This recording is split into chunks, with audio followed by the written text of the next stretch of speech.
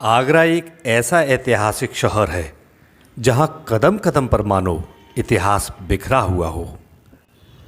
यहाँ न जाने कितनी ही ऐसी जगह और इमारतें हैं जिनके रोचक इतिहास से रूबरू हुए बिना ही हम कई बार उनके पास से बस यूं ही गुजर जाते हैं।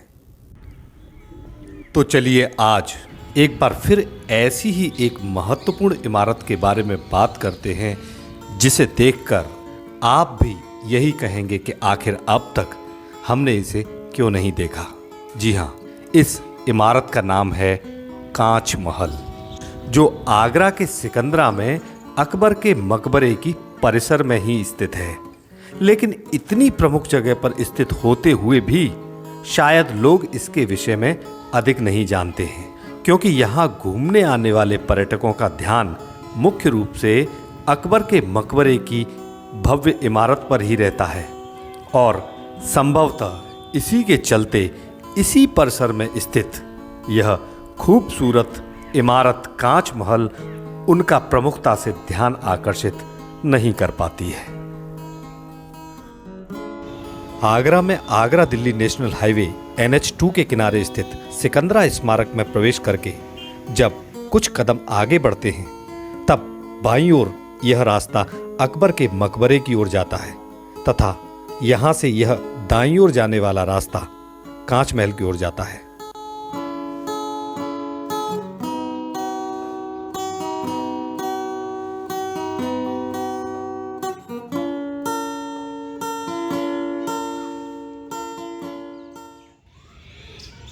बेहद ही खूबसूरत सी दिखने वाली यह इमारत कांच महल है।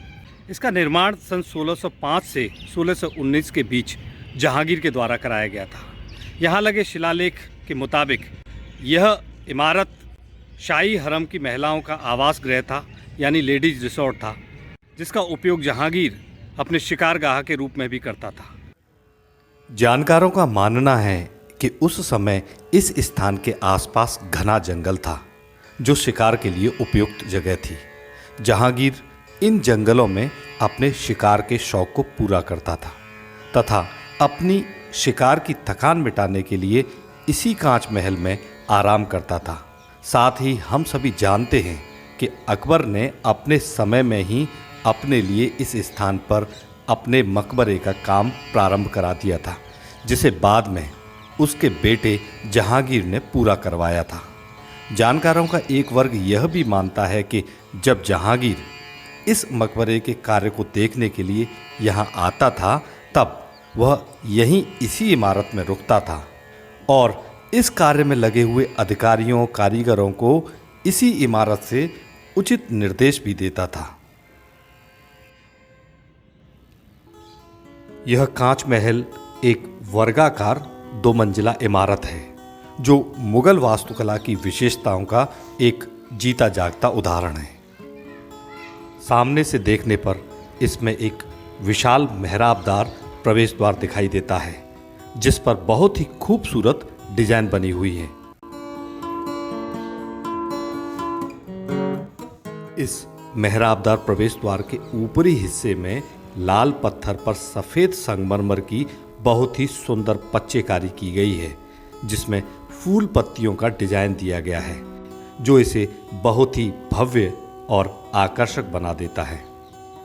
इस बड़े मेहराबदार प्रवेश द्वार यानी आर्च में बने इस छोटे गेट को ध्यान से देखें तो यह बहुत ही खूबसूरत डिजाइन से सजा हुआ है, जो लाल पत्थर में सफ़ेद संगमरमर के टुकड़ों को फंसाकर बनाया गया है तथा यहाँ पत्थरों को तराश कर उसमें फूल पत्तियों लताओं की खूबसूरत डिजाइन बनाई गई है।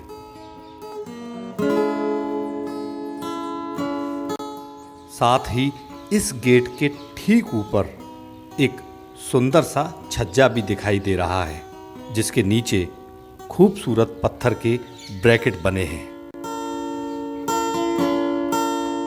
इस भव्य दरवाजे के दोनों ओर उठे हुए चबूतरे हैं जिनके नीचे के भाग में पत्थरों को खूबसूरती से तराश कर उनमें एक निश्चित खूबसूरत डिजाइन बनाया गया है। यदि हम आज की बात करें तो पत्थर में किए गए इस कार्य को करने के लिए आज बहुत सारी तकनीकी और मशीनें उपलब्ध हैं, लेकिन अगर हम आज से 400 साल पुरानी बात करें तो निश्चित रूप से यह जो पत्थर में कार्य किया गया वो बहुत ही हमारे देश के हुनरमंद कारीगरों का बहुत ही काबिल तारीफ़ काम कहा जा सकता है इसको, जिसे उन्होंने केवल छेनी और हथौड़े से संभवतः किया होगा।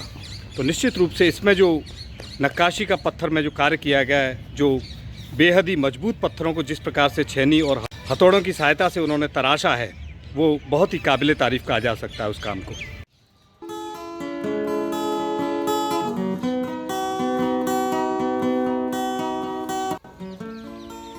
यदि इस खूबसूरत प्रवेश द्वार के दोनों ओर देखें तो दोनों ओर बहुत ही खूबसूरत झरोखे बने हुए हैं, जिनके नीचे खूबसूरत पत्थर के ब्रैकेट हैं और इन ब्रैकेटों के बीच में पत्थरों पर हाथियों की आकृतियों को बहुत ही खूबसूरती से उकेरा गया है।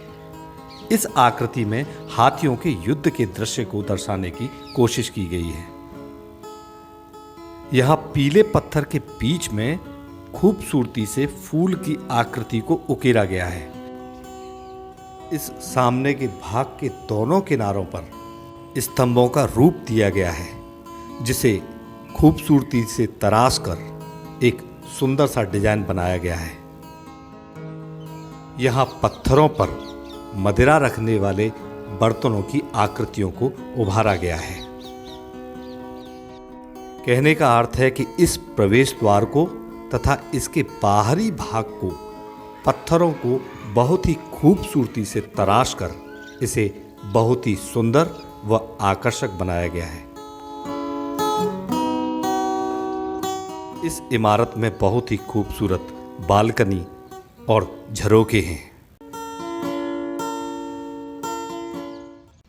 अब यह जानना भी जरूरी है कि इस इमारत को आखिर कांच महल का नाम क्यों दिया गया है।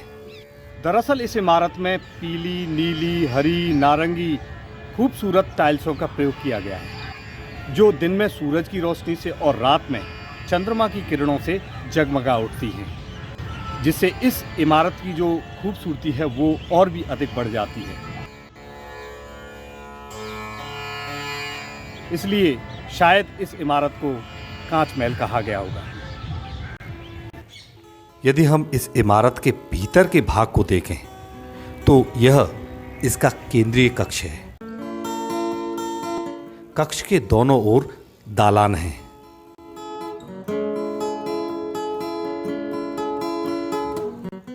ऊपर की ओर बैठने के लिए बालकनी बनी हुई है।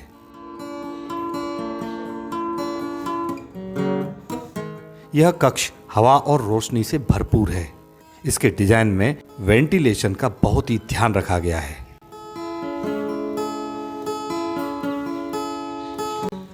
इसके दूसरी ओर भी द्वार है, जिसको अब संरक्षित करते हुए इस पर प्लास्टर किया गया है। संभवतः पूर्व में यह इमारत चारों ओर से एक समान रही होगी तथा इस ओर भी पत्थरों को तराश कर उन पर सुंदर काम किया गया होगा। तो यह थी कुछ जानकारी आगरा के इस कांच महल की। आशा है आपको यह जरूर पसंद आई होगी। धन्यवाद।